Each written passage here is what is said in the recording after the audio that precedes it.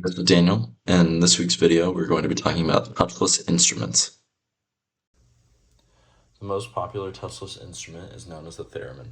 It was invented in 1920 by a Russian man named Leon Theramin. It is played by changing the distance between your hand and these two antennae on the device.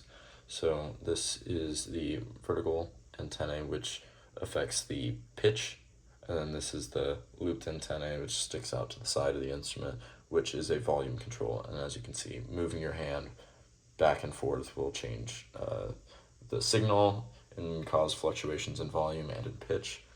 When you move your hand closer to the antenna, it will dampen the signal until you touch it when the signal is completely cut off and there is zero noise.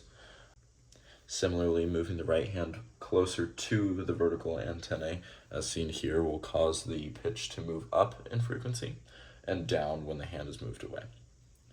And this happens because the theremin is really just a large capacitor, well, half of a capacitor.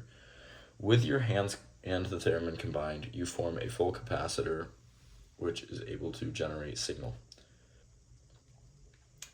This instrument works because in combination with you and the antenna, it forms two large capacitors.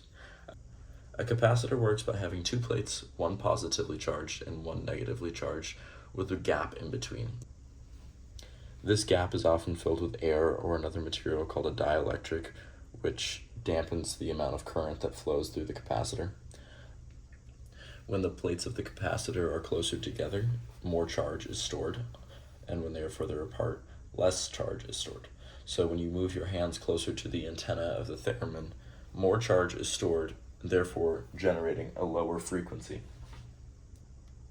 Because of the process of heterodiming, the theremin signal is mixed with a preset current, which lowers the frequency produced by the theremin so that human ears can hear it.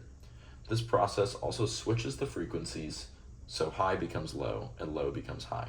This is why when moving your hand closer to the antenna, it lowers the frequency, but instead raises the pitch.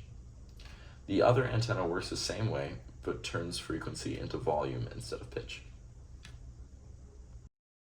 Touchless instruments have a lot of applications, especially if an artist or musician wants to incorporate multiple types of media into their work. For a musician, this could be playing like one instrument with their hands, but then also using a touchless instrument similar to a theremin, just by moving near it. Or artists could be working in a live performance and then also playing the instrument just by being near it. Touchless instruments are not very common in popular music, despite being created over 100 years ago. But who knows, someday soon we may see that someone chooses a theremin or another similar instrument as their instrument of choice. And thank you for watching.